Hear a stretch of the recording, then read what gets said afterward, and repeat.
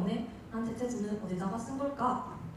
우리 주위에는 이 학생처럼 사전 계획 없이 순간적인 충동으로 구매를 결정하는 행위, 즉 충동 구매를 하는 학생들을 많이 볼 수 있습니다. 저희는 학생들의 유형에 따라 충동 구매 형태가 어떻게 달라지는지, 어떤 요인들에 의해서 충동 구매가 영향을 미치는지에 대해 알아보고자 고등학생들을 대상으로 설문조사를 진행했습니다. 그 결과를 분석하고 더 나아가 고등학생들의 올바른 소비 습관을 위한 대안을 세우고자 합니다.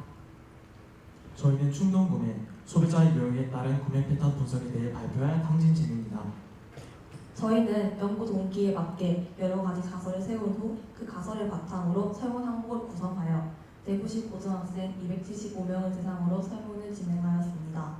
설문 항목은 성별, 나이, 월별 용돈 금액, 카드 사용 여부, 용돈 기입장 기록 여부, 주요 소비 장소, 주요 구매 품목, 충동 구매를 하는 이유, 충동을 행동으로 옮기는 정도로 총 9개로 구성하였습니다. 저희의 첫 번째 가설은 식품류에 대해 충동구매 정도가 심할 것이다입니다. 충동구매 품목별로 충동구매 점수를 단계별로 1에서 5점까지 점수를 매긴 후 각 충동구매의 선택자 수를 충동구매의 품목 선택자 수에 대해 퍼센트로 나타내어 그래프로 그려보았습니다.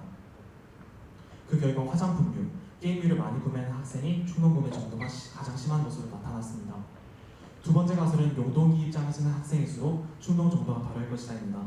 용돈기 입장 기록 여부에 따른 충동 정도를 방사형 그래프로 나타냈습니다. 첫 번째 가설과 동일하게 응답자의 명수를 퍼센트로 나타냈고 충동 정도에도 점수를 매겨 비교한 결과 실제로 용돈기 입장에 기록하는 학생들의 충동구매 정도가 덜함을 수치적으로 알 수 있었습니다. 세 번째 가설은 스트레스가 충동 구매의 가장 큰 이유일 것이다입니다. 충동 구매를 하는 이유의 응답자를 비율이 큰 순서대로 나열한 결과 순간적인 욕구로 인해 충동 구매를 하게 된다는 학생들이 가장 많았으며 그 뒤로 스트레스 해소, 기타, 타인의 구매의 영향 순으로 비율이 높게 나타났습니다. 네 번째 가설은 카드를 사용하는 사람일수록 충동 구매가 심할 것이다입니다.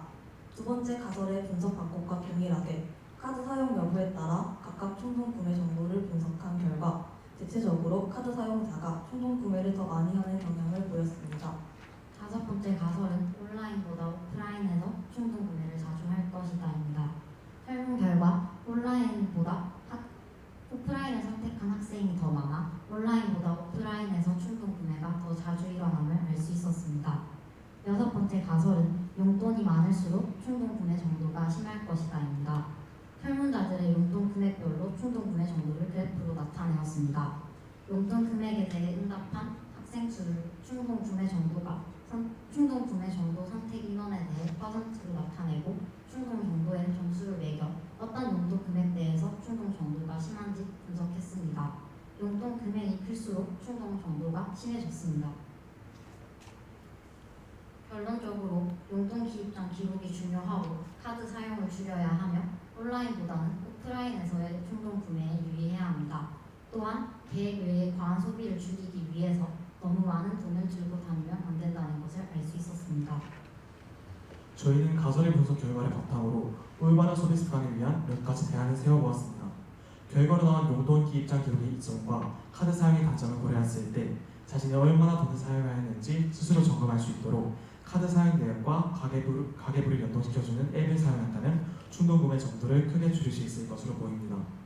또한 결과를 바탕으로 학생들의 충동구매의 주된 원인이 순간적인 욕구임을 알았으므로 올바른 소비 습관을 위해 학교에서 계획적인 소비를 권유하는 캠페인이나 소비에 대한 강의 등을 지속적으로 시행한다면 학생들의 바른 소비 습관을 길러줄 수 있을 것입니다. 마지막으로 본 연구에서 보완하고 나아가야 할 점입니다.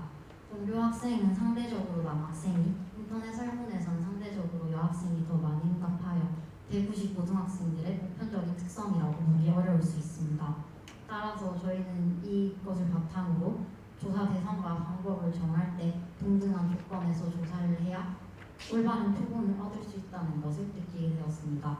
또한 설문 대상은 고등학생에서 전 연령대로 설문 지역을 대구에서 전국으로 확산시켜 다양한 지역에서 다양한 조건으로 연구하여 분석해보고 싶습니다.